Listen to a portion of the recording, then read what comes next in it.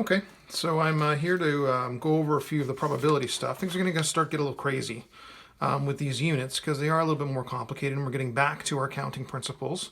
So we're going to be taking combinations and permutations and then involving it in basic probability concepts. So it's a pretty tough concept, actually one of our more difficult units.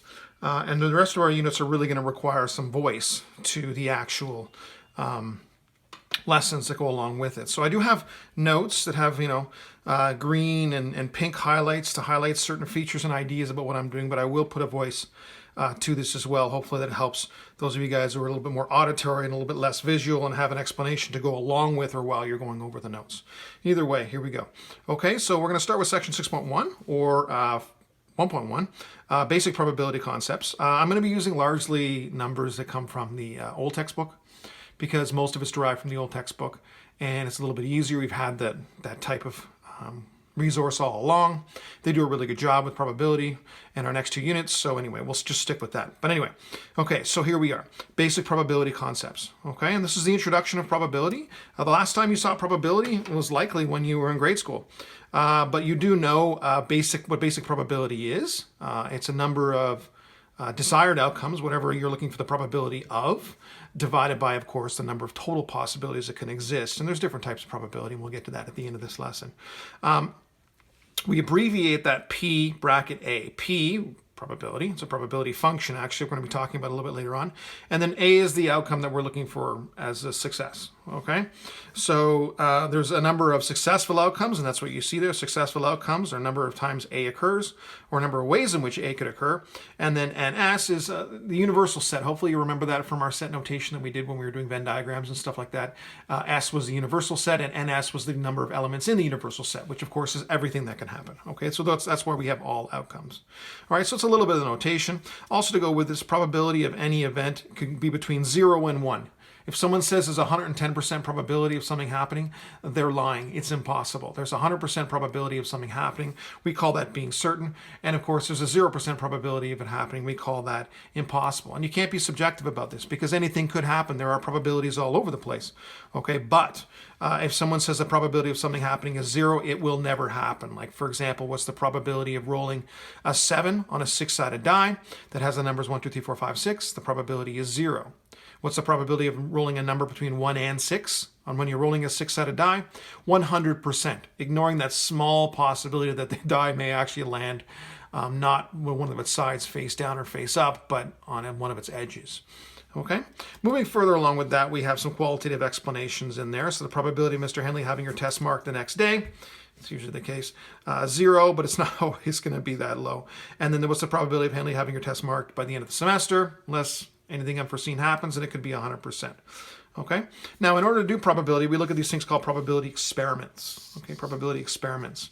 And in probability experiments, that's basically what you did when you were in grade school, where you used a spinner or a dice, or you can do it for anything. It doesn't have to be a spinner or dice or throwing a dart at a dartboard. It could be any particular occurrence, whatever it may be. But the idea is that you have a defined variable that you're looking for, what we call a random variable x, and that's this one. Okay, and X represents all of the different outcomes that could happen, whether they be qualitative or quantitative. They could be qualitative, like, if you have a twister spinner, it could be red or blue or green or yellow, I think. I can't remember the colors for twister. Or it could be, in this case, numbers, like the numbers on a 6-sided die. And that's what I model it with, a 6-sided die. Okay, and what you'll notice, of course, is that if I do a probability experiment, I actually have a difference because I would expect the probability of any particular number coming up, 1, 2, 3, 4, 5, and 6, to be equal, and therefore the probability would be 1 out of 6 for the number 1, or the number 5, or the number 2. But if I'm doing a probability experiment, what actually happens is empirical data. It's measured data. It's an experimental data. Whereas what should happen is what we call theoretical probability or theoretical data. So these are two different ideas. So if you see a deviation between the two, that can often be explained by a couple of things, whether the die has a problem with it, or it can be explained by the fact that there really isn't anything other than luck that's happening here. And people can be lucky. It's something that usually that happens outside of probability. I guess you would call that lucky when it goes in your favor more often than it should. Okay, so here we have an experiment where we've rolled the dice a number of times. I did a little tally chart like you would have when you were in grade school. And then, of course, a frequency associated with that. And frequency is an important idea because frequency, more specifically relative frequency, is exactly the same thing as probability, especially experimental probability. Because you have a number of successes, in this case the number of times a 1 has come up, over the total. In this case there's 25 in total. You can see right there the total frequency is 25. So the probability would be 3 out of 25, or 3 out of 25, or 6 out of 25, 5 out of 25, 4 out of 25, 4 out of 25, and 3 out of 25. And of course, we can do that in a probability distribution table, or we can do it in a probability distribution graph. Now, probability distribution is an important idea. It's how the probability is spread out amongst all the outcomes. But 1, 2, 3, 4, 5, 6, those are all the outcomes that can happen. So if we took the probability of all of them and added them all up, they would add to 1. Just like relative frequency always adds up to 1. Okay, so empirical probability or any probability experiment where you actually do it and then you look at the number of outcomes that are successful compared to total is going to be adding up to 1. It's going to be a relative frequency. It's going to have the same principles as it had when we were doing our single variable stats unit. And in fact, you look at it as a bar graph. Notice that all the bars are separate. They're separate, of course, because rolling a die is a discrete outcome. You can't get 1.5 or 3.3.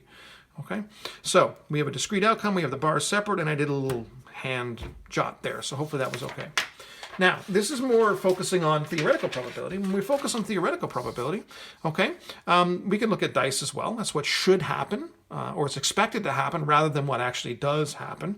And I guess what does happen compared to what should happen is the difference is luck in there, okay? But either way, what should happen should be a good predictor of what does happen. And it usually is, but that's the idea. If you increase your sample size to a large number, it almost always will. Anyway, so here we have all of the possible outcomes of rolling 2 dice. So maybe if you played Monopoly or some other games like that, you have the outcome of 1 die, which is the top here, and this is the outcome of the other die, which is the top there. And when those 2 dice are rolled together, each die can have its own particular outcome. When those dice are viewed together as an overall outcome, okay, then we have the sum of 2 dice. So, of course, the lowest value is a 1 and a 1, which is a 2. The highest value is a 6 and a 6, which is a 12, both of which we call doubles. Okay, and then any value in between is what's allowable. What you'll come to understand is that not every outcome is more likely or less likely than the other, and you've probably figured that out. And you can see that based on the number of ways in which something can happen. For example, the number of ways in which I could get the number 4 are outlined right here. The number of ways in which I can get number 4 is I can get a 3 on this die and a 1 on this die. That would equal to a 4. Or I could get a 2 on this die and a 2 on this die. That would equal to 4. And or a 3 on this die and a 1 on that die. And that would equal also a 4. And you may say 1 and 3 and 3 and 1, they're the same thing. They're not, because one die has an existence and another one has another existence, and they're conditional upon each other. Okay, so we have to view them as a combo together. So 1 and 3 and 3 and 1 are actually combinations. There's only one, but permutations, they're different, and they're kind of a little bit more like that idea. Okay, so we look at the various probabilities as we go through this. Okay, so probability for a sum of 9, I've got that circled in the pink here. There's 1, 2, 3, 4 outcomes out of a total of 36. Now we communicate probability in 3 different ways. 1, a reduced fraction. 2, a decimal. 3, as a percentage. Okay, the decimal is relative frequency. If I express the relative frequency as a percentage, there it is, and then a fraction of the whole. Always in lowest terms. Must be in lowest terms. And notice how I use P notation. The probability of the outcome of 9 that we're calling a success. Okay, the probability of a sum of 2 or 7. Look at the words 2 or 7. All of our fundamental counting principles for probability are almost the same, if not entirely the same. They basically are the same as our fundamental counting principles that we learn when we're doing combinations and permutations. So keep those in mind. If I see an or, that means I take the probability of 2 and the probability of 7 and I add them up. Okay? Or means add. So I take the probability of 2, or the probability of 7 is the probability of 2 plus the probability of 7. Probability of 2 is just 1 and 1. The probability of a 7, there's lots of ways in which we can get a 7. There's 1 and 6, 6 and 1. 2 and 5, 5 and 2, 3 and 4, 4 and 3. So that's 6 outcomes, okay, or 6 out of 36. And of course, 1 plus 6 out of 36 is 7 out of 36. A little tip, when you're combining probabilities, leave the denominators the same. Don't reduce the fraction until you get to the final result. That also works really well when you're doing odds. The probability of a sum of 14. Well, when you're rolling two normal six-sided dice, it's impossible for you to get. So that's an example of something that's impossible. There's 0 outcomes that are possible out of 36. Okay, simple idea, but it's still an important example of something that's impossible. Okay, at least with normal dice. What's the probability of a sum being an odd number? Well, I think of all the different ways I can get an odd number: 3, 5, 7, 9, 11. All the ways in which that could happen. So for a 3, we've got a 2 and 1 and a 1 and 2. Or for example, 5, we've got a 1 and 4, 4 and 1, 2 and 3, 3 and 2. So there's 4 of those outcomes, and we see a 4 out of 36, etc., etc., etc., all the way along. Now, because it's an odd number, it's a 3 or a 5 or a 7 or a 9 or 11. All of those are acceptable. So I add them all up, and I get 18 out of 36. Probability of a sum of 12, again, all I can get is a 6 and a 6. There's only one way to get a 12. You may say, well, 6 and 6 and 6 and 6, all those different outcomes? Well, no. If one die is 6, the other die has to be a 6 to be a 12. So it's a certainty that exists. It's like having a 6 then a 6, or a 6 and a 6 in a permutation. It's exactly the same thing. There's only one outcome. Okay, so that's a nice view of simple probabilities based on dice. Then we look at some probability of multiple events. Okay, so rather than an or situation, this happens or this happens, we have an and situation. Now, and can be modeled different ways. Okay, so this happens, and then this happens, and then this happens. Then we get a scenario where we can do a tree diagram, separate events, event 1, and then event 2, and then event 3, or even 3 dice rolling at the same time. Event 1 would be one die, event 2 would be the other die, and event 3 would be the other die if we were playing a game where we had 3 dice, so we were rolling. Not the sum all adds up into 1, but we have 3 different events that are separate, each different die. If you go back to it, the probability of getting a 1 and a 1, or adding up to a 2, is a 1 out of 36. Or if you take 1 out of 6 for the first one and 1 out of 6 for the second one, and you, because it's this and this, you multiply them, then you get the outcome, which is 1 out of 36. So it still rings true and it still makes sense. So in this situation, I use the example of flipping a coin. Flipping a coin, 50-50, although technically it's not. It's a little bit higher, depending on the shape of the outcome or the coinings that happen on the actual coin and what type of coin you're flipping. One is a bit more probable than the other, but overall it's largely basically 50-50 or an equal probability between the two. So the probability of heads and tails is a half each. That's for the first coin. Whether you throw 3 coins in the air or whether you flip one and then flip one and then flip one, the same coin 3 times in a row, it's the same outcome. So heads and tails, a half and a half, heads and tails, a half and a half, heads and tails, a half and a half. For all of these, the probabilities are a half, so we don't generally tend to include the probabilities on each particular trial. But it is a really good way to visualize this multiplicative counting principle in the context of probability. So here again, we've got an outcome. We're looking for the probability of flipping 3 heads in a row. That's this one. We get heads, and then we get heads, and then we get heads in the 3 coins, whether we're flipping 3 coins at the same time or one after the other. 1 half, 1 half, 1 half. So that's interesting. We don't add those 3 up and get 1 half plus 1 half plus 1 half, 3 halves, which of course is impossible for a probability because it's 150%. Okay, but we get this event and this event and this event. Okay, and they all add up to, of course, all multiply to 1 out of 8. Now, where does that 1 out of 8 come from? Well, we've got one outcome, heads, heads, heads, out of a total of 1, 2, 3, 4, 5, 6, 7, 8. NA, success, over NS, all of these, 8 possible outcomes, 1 out of 8, or 1 half for the first head, 1 half for the second head, 1 half for the third head, 1 half times 1 half times 1 half, because it's a heads and a heads and a heads, gives us 1/8. Okay? Now, along with all of this idea, we've got the or and the and scenario. We've also got this idea of complement. It's actually a really great idea. It's really helpful in a lot of your calculations, especially your odds calculations next lesson. The complement is something not happening. So if I looked at the probability of rolling a 6 on a 6-sided die, the complement would be the probability of rolling not a 6. And of course, what's not a 6? Well, 1, 2, 3, 4, 5. Right? So the probability of rolling a 6, 1 out of 5. The probability of not rolling a 6, 5 numbers out of 6, or 5 out of 6. 1 out of 6 plus 5 out of 6 always adds up to 1.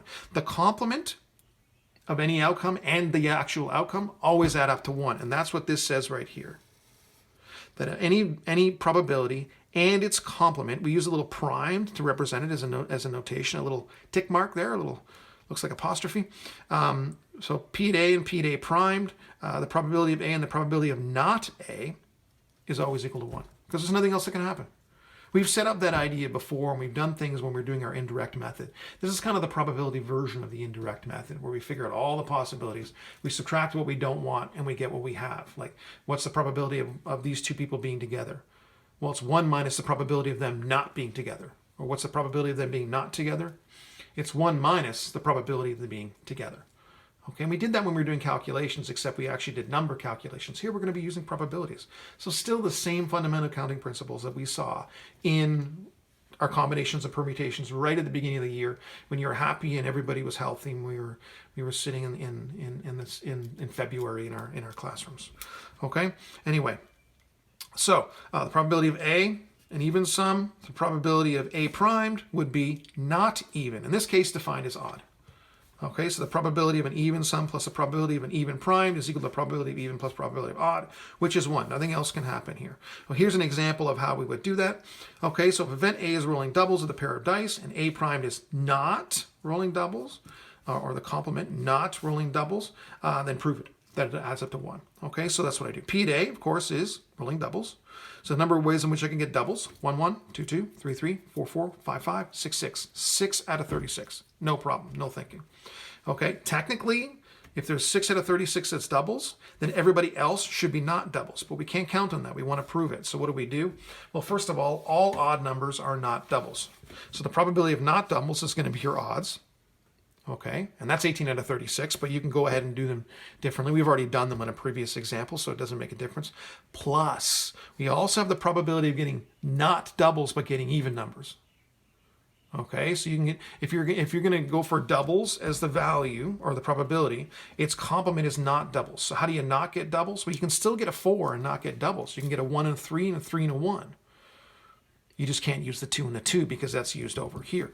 But if you're going to get, for example, an 8, you can get a 2 and a 6, a 6 and a 2, a 3 and a 5, a 5 and a 3, 4 outcomes there. You just can't use that 5th outcome, which is the 4 and the 4, because you've already done it over here. And of course, it's not doubles.